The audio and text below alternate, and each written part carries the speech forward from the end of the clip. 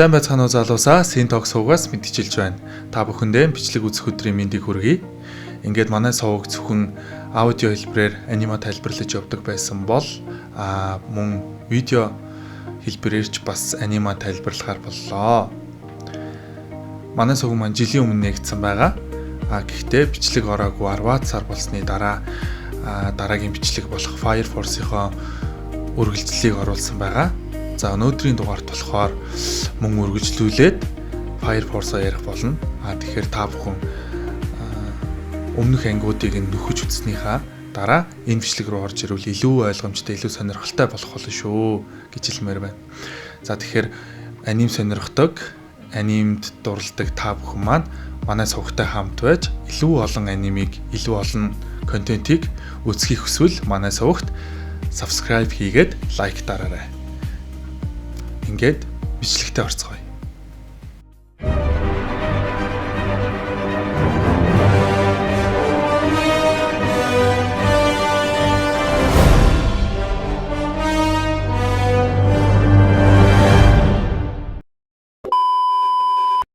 Есдүгээр анги маань Тамаки охины Река дэслэгч болон бусад дэслэгч нарыг ямар дог гэж бодож байгаагаар эхэлнэ.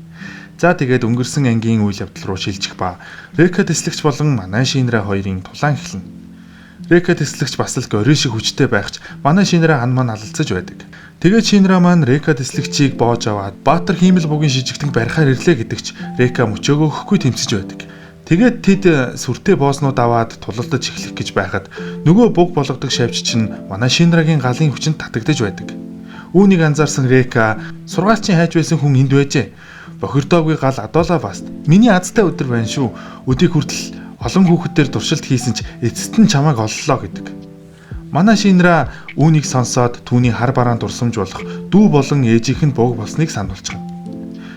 Ингээд Шинра хэдэн хүүхэдээр туршилт хийсэн гэж асуухад Река дэслэгч Хэвник хамаагүй зорилгын төлөөх золиос гэж хэлээд бүр уурыг нь хүргэчихнэ. Тэгээд дайрдагч Тамакигийн азтай донтон хараалыг нь ажилуулад хувцас эдрийг нь шатаагаад баларч өгнө. Гэхдээ Тамаки Шинраг дийлээд үг гэж гуйгаад тулалдаж эхэлдэг. Шинрагийн гол хүч нь хөл бол Река дэслэгчийн харин гар нь байх. Ёстой нэг сүртэй тулаан болно. Манай Шинра Шинко мөртлөө галын дэслэгч ламтантай энэ тэнцүү тулалдаж байдаг. Тэгээд өөрийн залуу насны эрч хүчээр мөн уян хатан байдлаараа эргэлдэж нисэж дүүлж байгаад ганцхан аманд нь дил бүшиглөөд л ялчихдаг. Нөгөө Река дэслэгч чинь эцэст нь тохирох хүнийг олсон шүү. Яасан ч зүхтаалахгүй гэд салганаад босоод ирнэ. Манай Шинра ч бууж өг. Сургаалч гэж хэн юм? Юуны төлөө хүүхдүүдийг буу болгож байгаа юм? Хамтрагч чинь байгаа юу гэхэд хүмүүсийг бүгдийг нь ариун гал руу буцаана. Дэлхийг мөнхийн галаар бүрхэж, дэлхийг хоёр дахь нар болгоно гэд эрүүл өвчтөд мэддэхгүй юм яриад эхэлдэг. Тэгээд Река дэслэгч дахиад л өөрийнхөө хамаг хүчээр өөрийгөө шатаагаад дайрна. Энэ үед Шинра миний дүү хүртэл буг болгосноо хэмээн дотроо бодно. Яг бүгдийг нь шатаах гэж байхад нь нөгөө манай хоёртой нэгдсэн дэслэгч ламтан хурж ирээд хөлдөөчихнө. Тэгж байхад л халах гэж оролцсоор улам хөлдсөөр мөсөнхөн болоод хувирчихдаг. За тэгээд энэ асуудалч нэлээд том асуудал юм шиг байна хэмээн ярилцсан зогсож байтал хаанаас ч юм нэг зүйл ирээд хөлдүүлс болсон Рекагийн зүрхийг нь нэвцүүлбдэг. Тэгтэл эсрэг талын байшингийн дээвэр дээр үл мэдэгдэх цагаан хувцастай хоёр хүн байх ба тэд сум харамсан юм санаж.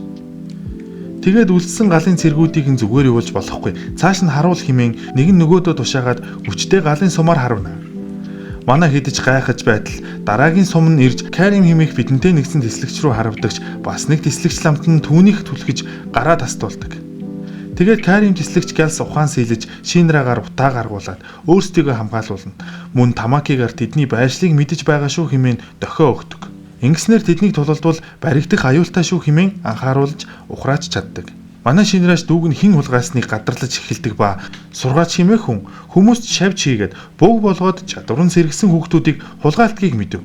За тэгээд манай Карим дэслэгч Рекаг хизээ ийм новш болсныг нь мэдэх юм алга. Миний хувьд найз минь байсан юм. Танаа анги судалгаа гэж сургаалчийг хөөж байгаа биз дээ.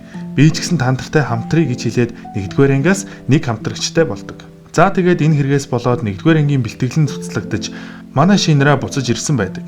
Хөөрхий Артур харин Река дэслэгчийг хайж явахдаа төөрөөд эсрэгээрээ Артурыг эрен сурвалжлаад хайж эхэлсэн байдаг. Мөн манай Тамаки Рекад хурдан дагаснаас болоод түүнийг нэгдүгээр ангиас түтгэлзүүлэн түр 8 дугаар анги руу шилжүүлсэн байдаг шүү.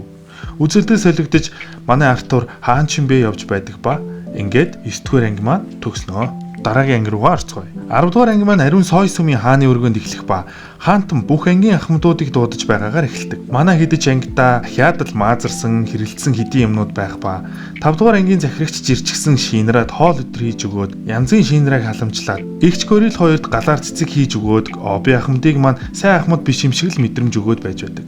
Химавад эслэгчд Оби ахмад маань хуулсан ч тоохгүй хідэн бүтэхгүй юмнууд л байж байна. Төөрсөн Артур маань хаанаас ч гараад ирсэн юм. За тэгээд хааны улсалт руу явнаа. Манай Шинра Тамаки хоёр хэргийн газар байсан учраас мөн хамт явж байдаг.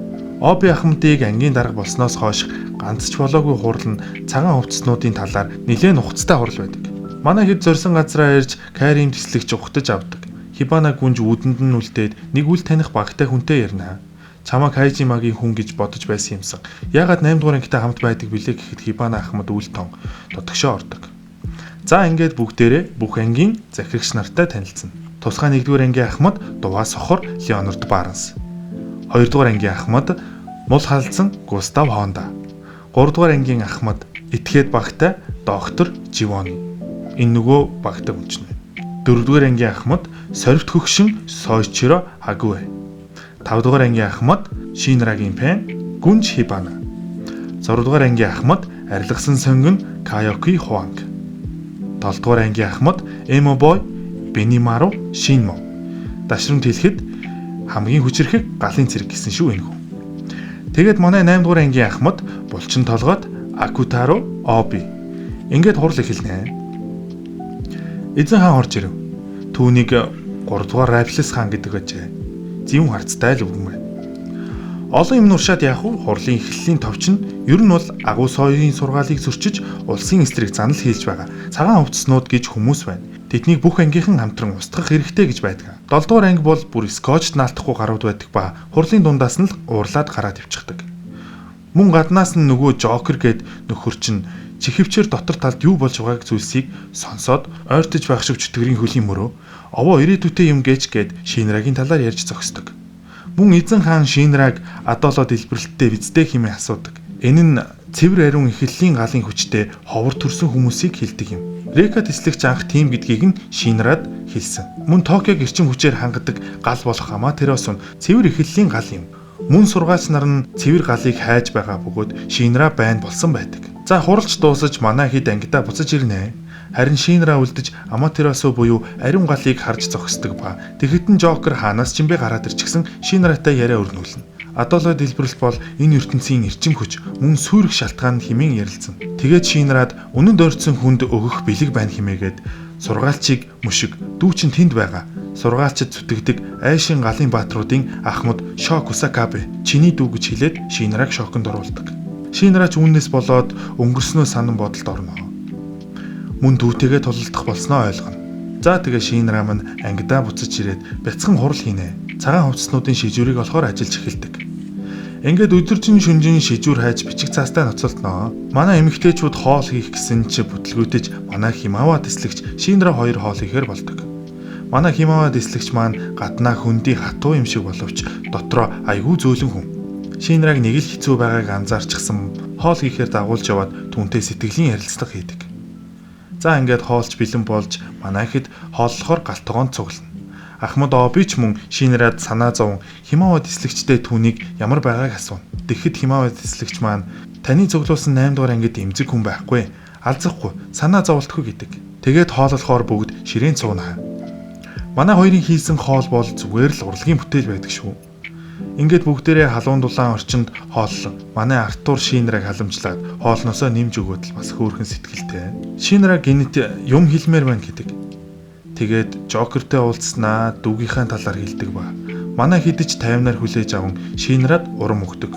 Үзэгдэл солигдож цагаан хувцснуудын бааз маягийн зүйлд тэд мөргөл үлдэж байх ба тэдний ахмад нь манай Шинраагийн дүү шоо сууж байгаагаар 10 дугаар анги маань өндөрлөнө.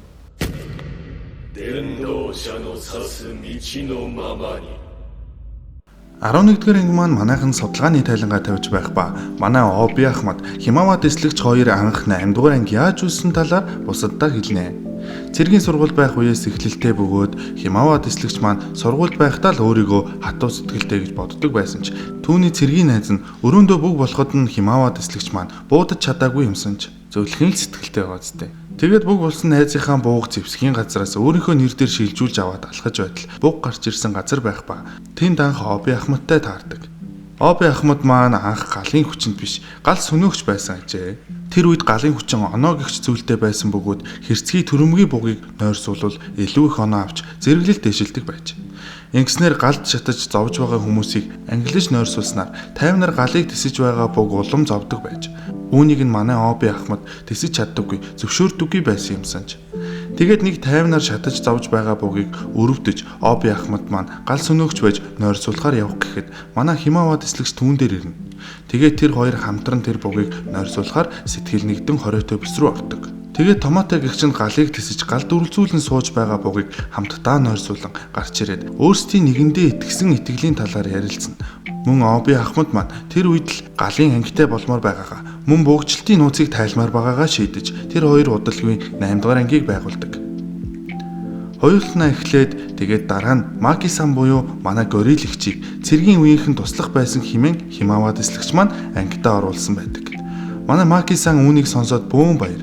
Ингэж л манай 8-р анги анх байгуулагдсан юмсан ч. За тэгээд анхны буг нойрсуулах даалгавар нь ирж бугийг амжилттай нойрсуулсан ч буг гарч ирсэн газар болон тэндээс нь гарч ирсэн материалууд нь цагаан хувцаснуудтай хамаарал бүхий сэжигтэй зүйлс байсан аж. Тэр үйлдвэр нь одоо ч хүртэл ажилдаг ба 7-р ангийн харьяа газар болох Асакусад байдаг. Үзэгдэл солигдож 7-р ангийн харьяа бүс рүү очих ба яг л хуучны Япон улс шиг өнгөзөмж соёлтой ажээ. Ингээд 7-р ангийн удирдагч нартай танилцах ба ахлагч Бинимару болон дэслэгч Сагамия Конро нар байдаг. Манай хэд 7-р ангитай холбоо барьсан байдаг ба харьяа газарт нь мөрдлөг хийх хүсэлт тавьсан ч ахлагч нь үл тоочих гэж хэлэхдээ зэрэгцэн манай хэд ороод ирдэг. Тэгээд жоохон учир зүгээ олохгүй Бинимару ахлагч бас жаахан хидэр юдар аштай хүн байдаг. Хэрүүлж биш, хилцэлж биш юм болж байхад нь буг гарч ирэх ба Бинимару Ахмад өөрөө нойрсуулахаар очих ба өдөрхөн таарсан залуунд буг болчихсон байдаг. За тэгээд нойрсуулахаар Ахмад Бинимару ажилдаа гарнаа. Түүний хүч нь үнэхээр галзуу. Өмнөх анги дээр хэлсэнчлэн хамгийн хүчирхэг галын цэрэг. 3-р үеийн гал гаргах болон 2-р үеийн галыг хүснээрээ удирдах юм. Энэ хүчин түүнийг хамгийн хүчирхэг галын цэрэг болгосон ажээ. Асакусагийн соёл нь нэгдсэн Токиогийн соёлоос өвөрмөц. Буг болсон хүнийг нойрсуулахдаа хотыг сүйтгэж өргөл өргөдөг ажээ. Мөн энэ хотын иргэд нь хизээч хамаагүй буг болж мэдэх тул зөвхөн шинэ монд Бинимару Ахмадаар нойрсуулахын тулд энд цуглаж нэгдсэн хүмүүс аж. За ингээд 11-р анги маань өндөрлөдөг. 12-р анги маань ерөнхийдөө Асакуса дэх амьдралыг харуулна.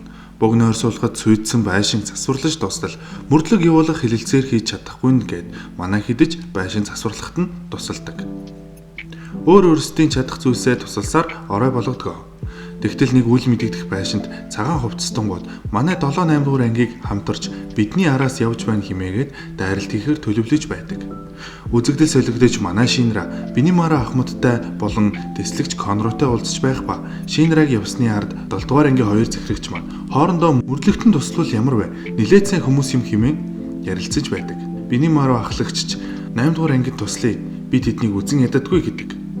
Тэгээд манай 2 ангийн хамт олонч нэлээд ив найрамдалтай болцгоосон байдаг ба манай хэдийг эзгүй үеэр 5-р анги 8-р ангийн газар нутгийг харж ажлыг нь өмнөөс нь хийж байдаг.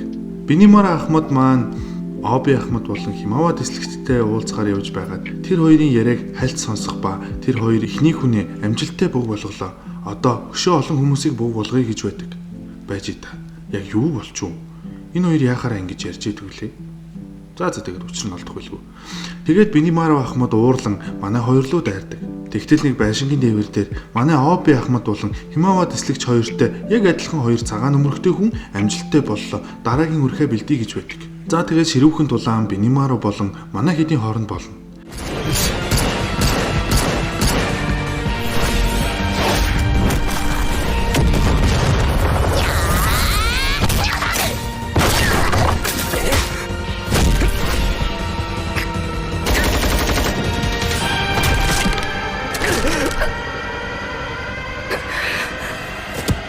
居合死闘一の方花月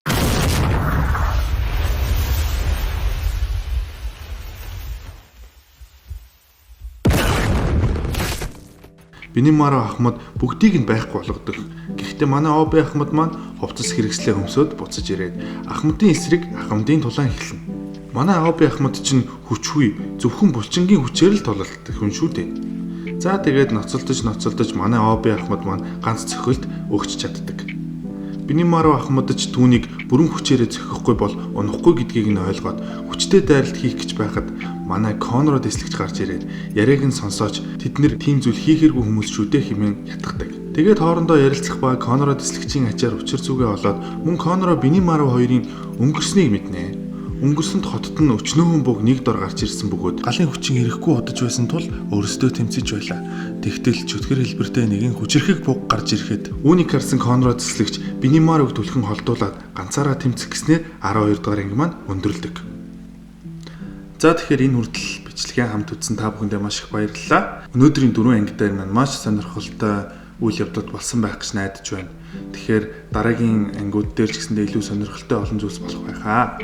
Тийм болохоор манай бичлэгтээ цуг байж манай сувгийг лайк and subscribe хийгээрэй. Үтсэн аним болгон шинэ ертөнцид авчирна. Та бүхэнд бичлэг хүргэсэн Син Тог сувг байлаа. Дараагийн бичлэгээр уулзцгаая.